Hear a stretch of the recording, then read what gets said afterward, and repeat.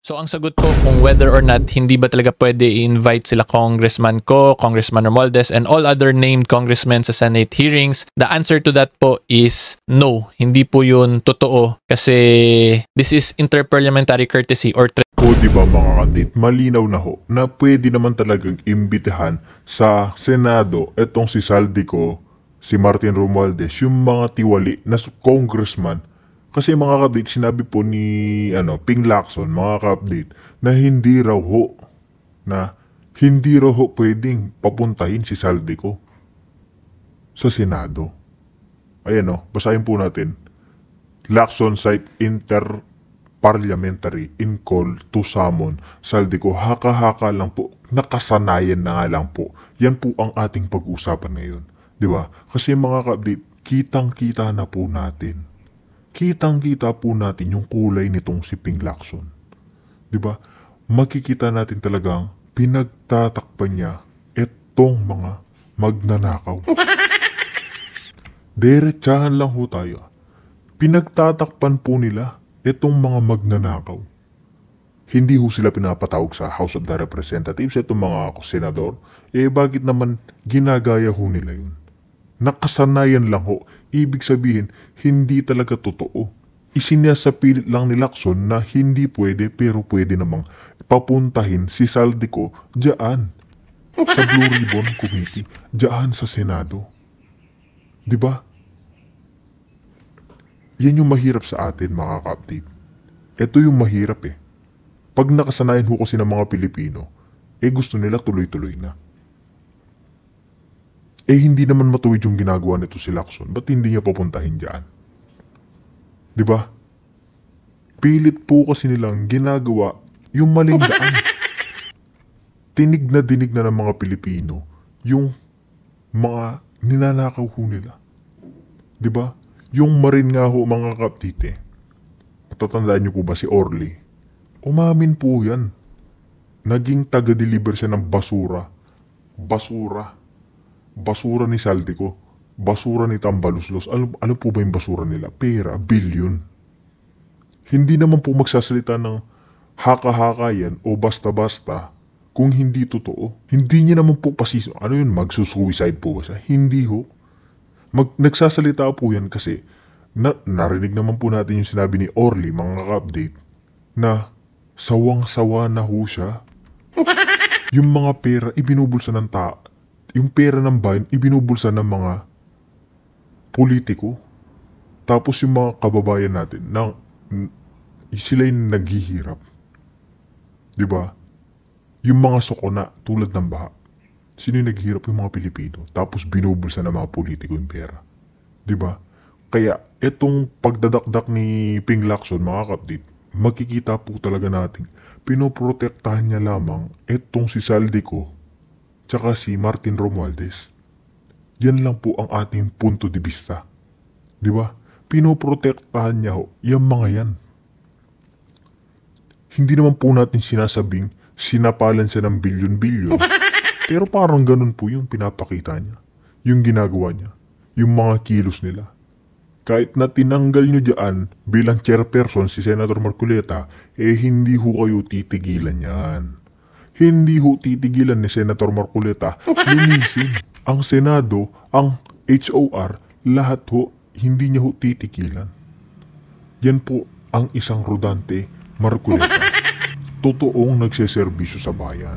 Diba? Kaya mga update, patuloy ho natin itong naging pahayag ni Attorney Neil Abayon kung saan fake news itong si Ping Lacson. Ayan mga update. Tradition lang naman 'di ba? In other words, that is what we call parang an implied rule na lang sa Congress. Although strictly speaking, hindi po yan siya nakasulat sa internal rules ng House, but because of tradition, practice, nakasanayan, courtesy, parang nagiging batas na siya in a sense po. Kasi yun nga, nakasanayan na siya, naging tradition na siya. In other words, para siyang implied na batas kahit hindi siya nakasulat. Pero the reason kung bakit ko po nasabing no, na hindi tama yun na di sila pwede mag-invite ng Congress congressmen is because just like any other rule, regulation, batas, tradition, so on and so forth, pwede naman po baguhin yan, di ba? Yung tradition na yan based on the circumstances of our country, of Congress, at kung ano yung kasong iniimbestigahan nila, di ba? Ganun po yung lahat ng batas dito sa bansa natin. It is subject to amendment or revision. Wala pong batas na 100%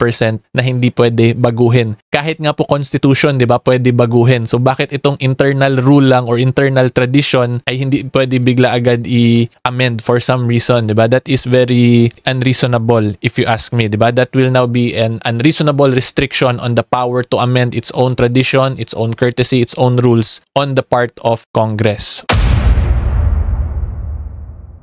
So sa ganyang situation po, ang kailangan natin tandaan talaga or i-take note dyan, being an implied rule or regulation lang, that is actually only suppletory to the internal rules of the House itself. Okay? So kung let's say merong internal rule na nakalagay sa House or sa Senate na pwede nila invite yung mga senators and congressmen vice versa, mawawala ang bisa po agad yung tradition na yan. However, ang dilemma lang dito ngayon, walang internal rule na ganun na pwede nila invite as resource persons yung members from the other legislative body. Pero dito po sa part na to ng discussion natin, ang gusto ko lang po talaga i-emphasize na yung mga traditions na yan, interparliamentary courtesy, these are all suppletory nga lang kung meron sanang internal rule. Diba? So since walang internal rule ngayon, yung pwede sana gawin ng senators na to, kung gusto talaga nila ma-invite sila Congressman Zaldi, pwede nga po nila yan i-adapt sa plenary nila yung rules, diba? Kasi they have the power to change the rules po as long as gustuhin po ng majority ng members of the Senate. And the usual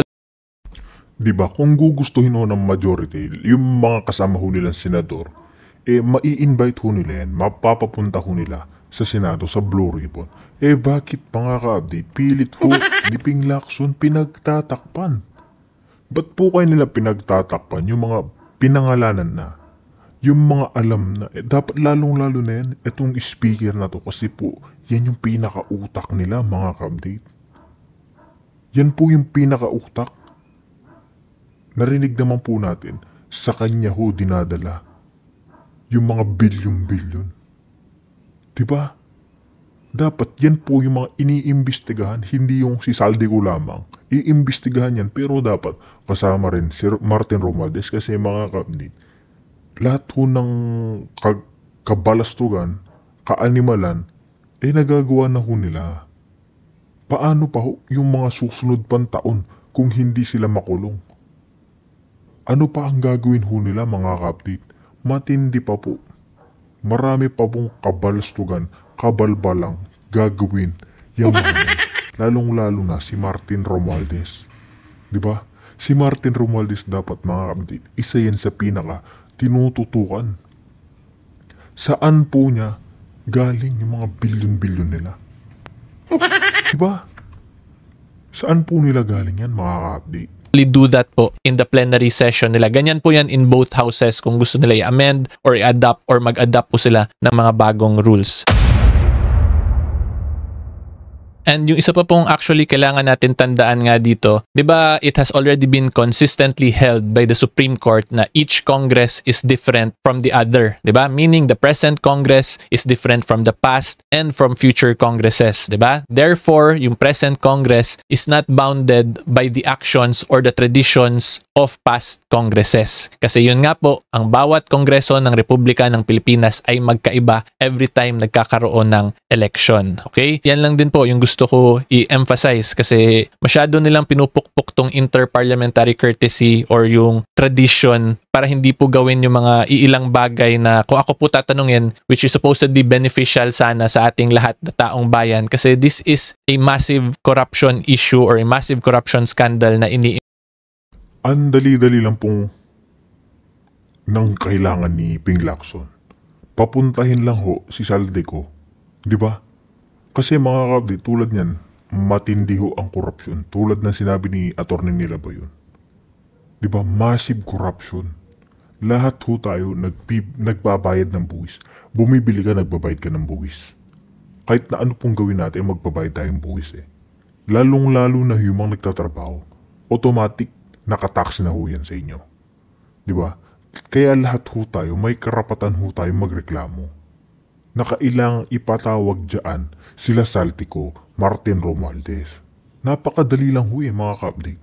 Napakadali lang ho, pero pinapahirapan lang, pinagtatakpan lang netong si Ping Lacson ni One Ball University, yung mga magnanakaw na yan. Diba? Pinagtatakpan ho nila. Pinagtatakpan nila mga kapatid. Imbestigahan nila. Therefore, yung mga courtesy na yan, yung mga tradition na yan, kung ako lang po tatanungin, my humble and very respectful opinion is dapat baguhin na po yung tradition na yan. Kasi it would now appear in the eyes of a reasonable taong bayan na kaya nyo yan ini-implement strictly yung mga courtesy na yan, baka pinoprotektahan lang ninyo yung mga kaibigan ninyo, di ba? That is, in my humble and very respectful opinion, ang magiging pananaw po ng isang reasonableng member ng taong bayan of the Republic of the Philippines, 'di ba? In other words po, if the Philippine political climate changes, the circumstances surrounding each case changes or is different from past cases, tapos kung mas tumatalino na yung mga tao ngayon, yung political ideologies nag-iiba na rin, matuto po sana tayong mag-adapt to that changing environment or circumstance, 'di ba? Wag tayo maging parang masyadong old school na porket ganito sabi nila tradisyon, hanggang ganito lang din tayo, because if we will strictly follow that, edi malilimit po yung growth ng ating government service, 'di ba? Kasi yun nga po, again, it would appear in the eyes of a reasonable taong bayan na baka pinoprotektahan lang natin yung mga kaibigan nila, kaya ayaw nila to ibaguhin yung mga courtesy and yung mga tradition na to. Okay, so medyo naging political message na tuloy itong part ng discussion natin, pero yun po kasi talaga yung nasa saloobin ko at the moment, so I just wanted to air this out lang din and i-share po sa inyo, my fellow taong bayan, kasi again, this is a very massive corruption scandal our country is currently facing. So let us do everything that we can to actually address this issue at hindi lang tayo puro hearing lang, basically is yung gusto ko talaga i-point out. Okay? Okay, so ngayon bigyan ko po kayo ng example ng isang tradition na binago namin during the 17th Congress on July 25, 2016. So hindi po ako makapaniwala, that was already 9 years ago po pala. So just a brief backstory po. Before this session, I was part of this Congress po, 17th Congress. Before this session, ang pinaka-common practice po ng House of Representatives before is that magno-nominate sila ng dalawang candidates for speaker, dalawa. Tapos yung matalo dun sa botohan ng speakership, automatically magiging minority leader yun siya. Which is yun pa rin po yung nangyayari ngayon sa Senate, 'di ba? Kung sino yung talo, kung dalawa yung nominate, kung sino yung talo, automatic siya yung minority leader. So for past congresses po, 16th Congress pababa, more or less sa tingin ko sa lahat talaga ng Congress, 16th Congress pababa, yun yung naging kasanayan ng House of Representatives. Pero dito po, during the 17th Congress, we decided po yung mga gusto maging member ng minority to change that tradition. Kasi kung titingnan po ninyo strictly speaking sa rules namin nung panahon na to, nakalagay po doon, ang members of the minority will elect a minority leader among themselves. Yun po yung nakalagay sa rules. Therefore, yun yung naging argument namin. Since nakalagay po yun sa rules, yung tradition nga po is only supplementary to internal rules, di dapat masundin yung internal rule namin na magkaroon ng election din ng minority leader from the members of the minority. Okay, so anyway, ipe-play ko po to sa inyo kasi kung hindi po ako nagkakamali dito sa lahat ng sinabi ko, more or less po ako yung pinakaunang nag-abstain sa history ng Congress para magkaroon ng election ng minority leader. Okay, so kung meron pong mga staff ng House of Representatives na nanonood sa akin, feel free to correct me po, pero yun nga po, as far as I know, based on everything what we discussed during these times, yun lang, ito po yung start ng binago namin yung tradition na yun. So kung totoo nga yun, mukhang ako yung pinakaunang nag-abstain sa pagboto ng speakership para magkaroon po ng election ng minority leader. Anyway, i-play ko na po yung video na pahaba na po masyado yung intro ko regarding this. Fast forward lang po natin konti para hindi masyado sayang oras. Abaya. Ako yung pangatlo niyan, Abayon. I vote for Speaker Pantaleon Alvarez as Speaker of the House. I vote with the Liberal Party. Abaya.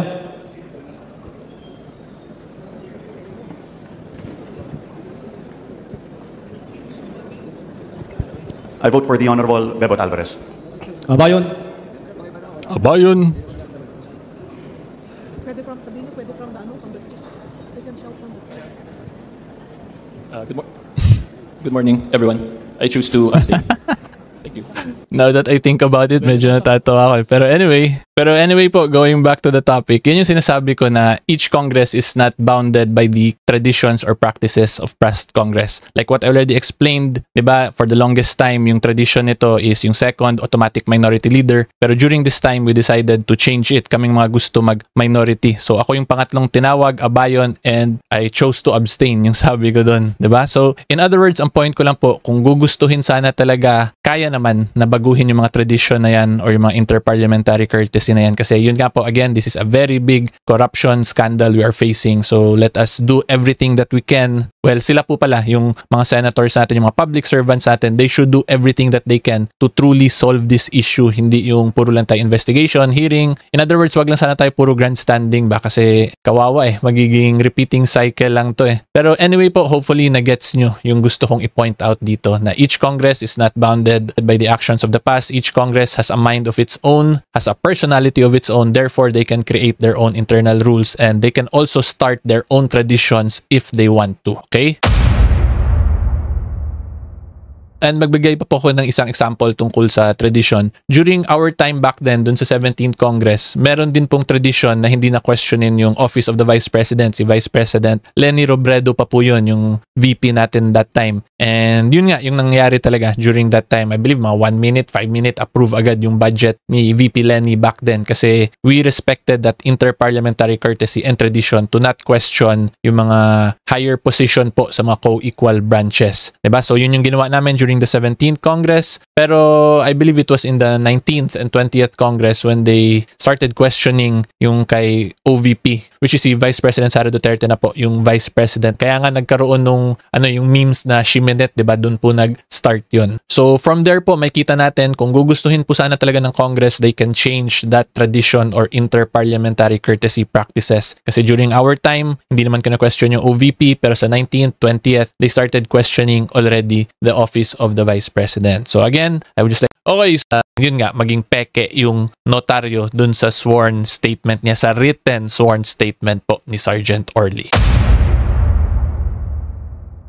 Okay, so again, just another quick reminder po, huwag niyo kalimutan mag-subscribe sa YouTube channel at i-like po mismo yung video kung magustuhan niyo tong content ko. Okay, start po tayo sa discussion. So para po mas maintindihan niyo talaga, explain ko po muna kung ano ba talaga yung notaryo at yung purpose niyan. Okay, so yung notaryo po, or in English, the notary public, that is a lawyer po yan. Isa yan siyang abogado kung saan kumuha po siya ng authority niya from the court, from the judiciary, para maging notary public. Okay, at ang purpose po, pag notary public ka na, ay para i-authenticate mo yung mga documents na sinasubmit sa'yo for review ng mga parties to a case or ng isang person na gusto gumawa ng sinumpaang salaysay katulad po nito ni Sergeant Orly. Okay? So tandaan po ninyo, ang importante natin i-take note dyan is yung main function po is to authenticate yung mga documents. At dahil ang main purpose po ng notaryo is to authenticate documents, in a sense po ang function niyan ay para ma-simplify po yung mga legal process dito sa bansa natin. Kasi pag notarized po ang isang document, therefore it is authenticated at nagiging public document na yan po siya. So kung public document na po ang isang document, it will now enjoy the presumption of regularity. Okay? At the reason po kung bakit ko nasabi na it simplifies the legal process in a sense, kasi pag notaryado na, ang presumption nga valid and regular na agad yung document na yon. In other words po, yung notaryo na-review na kung kayo ba talaga yung mga contracting parties dun sa document na yon, kung ikaw ba talaga yung tao na nanumpa dun. Dito naman po sa case ni Sergeant Orly, kung siya ba talaga yung tao na gumawa nung salaysay at kung whether or not napilitan lang ba siya or pinilit siya sa paggawa nun. So yan po yung main function ng notaryo. Okay? To authenticate documents para po mas mapa-simplify yung legal process natin kasi mababawasan na yung authentication.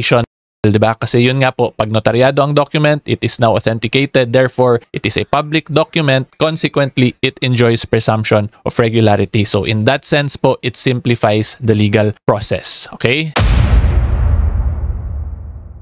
Okay, so yung sagot ko po dyan, wala po yung epekto sa actual substance kasi yung form of a document is different from the actual substance of the testimony of an individual. 'Di ba? Plus dito rin po sa case ni Sergeant Orly, pumunta na po siya ng Senate, 'di ba? Nandun siya in person, nanumpa. Tapos sinabi niya ulit lahat ng statements niya doon or yung testimony niya in open hearing, 'di ba? Tapos nakita po yan ng buong Pilipinas. So in other words po, ang main point ko dito, nasa records na po ng Senado lahat nung sinabi niya while he was under oath during the hearing. Okay? So stated differently po, yung issue as to the form dun sa written statement niya, wala po yung kinalaman sa actual substance nung testimony niya. Okay? Magkaibang issue po yun. So kung gusto sana talaga nila to i-discredit si Sergeant Orly, wag po nila atakihin yung notarial issue kasi nasa records na nga nung Senate yung testimony niya, 'di ba? So i-contradict sana nila yun, yung testimony niya, para mapawalang bisa yun. Pero kung pupukpukin nyo lang yung notaryo, that is now irrelevant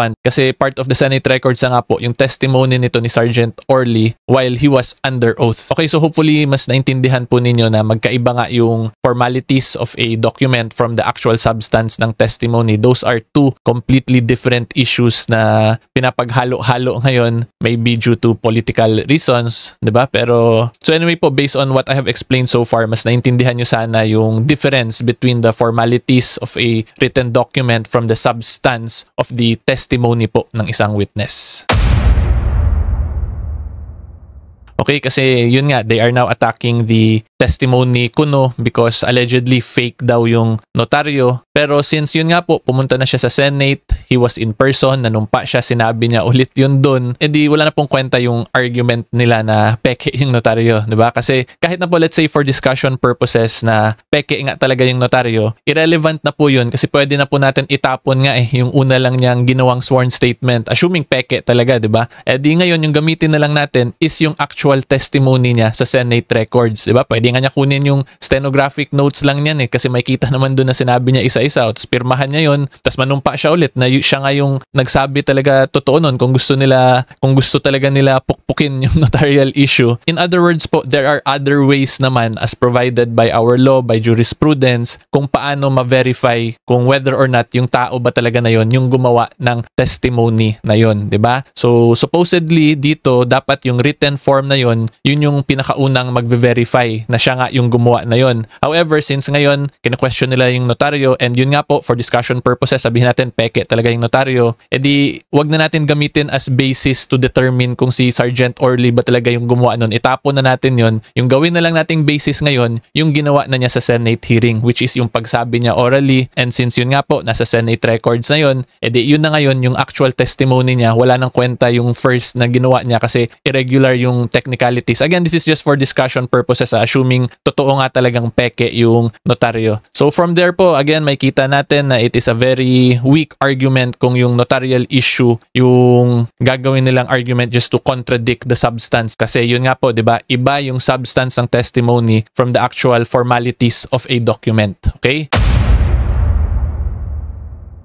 And then lastly po, ang gusto ko lang din i-point out, again for discussion purposes, kung totoo ngang peke yung notaryo, wala pong kinalaman dun si Sergeant Orly kasi hindi naman siya yung nagnotaryo sa sarili niyang document, di ba? As long as he was in good faith, he believed na totoo yung notaryo na yun, pagpirma niya nun, yung pwede lang po siya dun magka-issue kung meron siyang mga kasinungalingan dun sa substance niya habang nakapanumpa siya, habang under oath po siya. Pero kung wala naman siyang kasinungalingan lahat dun sa statements niya, tapos pinirmahan niya yun, tapos he was in full good faith believing na notaryo talaga yung nag-appear sa harap niya, wala po siyang liability doon kasi yun nga po, hindi siya yung nagnotaryo ng document. Okay? So yung may potential liability po in this scenario, kung assuming peke nga talaga yung notaryo, is yung person po na nagpresenta na siya yung notary public. Or kung yung abogado is, let's say, kasabwat nung nagpresenta na yun, edi silang dalawa yung may liability doon for forgery or for falsification. Pero si Sergeant Orly, wala pong kinalaman doon kasi yung sa kanya lang naman, yung substance ng testimony niya at yung signature niya as to that substance of his statement. As to the act of notarization, labas na po siya doon. Okay? So yan lang din yung gusto ko klaruhin kasi sinasabi po nila ngayon since fake daw yung notaryo, therefore fake na rin si Sergeant Orly, tas ginagamit nila yung false in one, false in all na argument. Medyo nakakatawa lang po kasi hindi si Sergeant Orly yung nag-falsify nung notaryo. Yung notaryo po or yung representative nun or yung taong nagkunwaring notaryo ang nag-falsify at ang nag-forge. Okay? Hindi po si Sergeant Orly poorly yung may liability nun. Okay, so hopefully klaro po yan. And ito pa po, isang lastly pa isingit ko lang. Actually, dito hindi nga talaga issue yung pagiging false. Kung assuming nga false talaga or fake yung notary. Kasi wala pa naman nga po tayo sa court hearing, di ba? Nasa investigation stage pa lang tayo. So, pwede lang gumawa ulit ng bagong testimony to si Sergeant Orly. E di panotaryo niya na sa tama or sa totoong notaryo. Di ba? Ganun lang po kadali yun basically. And hindi ko alam bakit ginagawa talagang big deal. So, anyway, medyo naging paulit-ulit na ako. Pero I think this really needs to be emphasized kasi these are so far one of the issues or one of the current events na for some reason nagulat ako bakit ginagawang sobrang big deal when supposedly this should not have been a big deal. If you ask me po, based on my professional assessment as a actual practicing litigation lawyer po. Okay?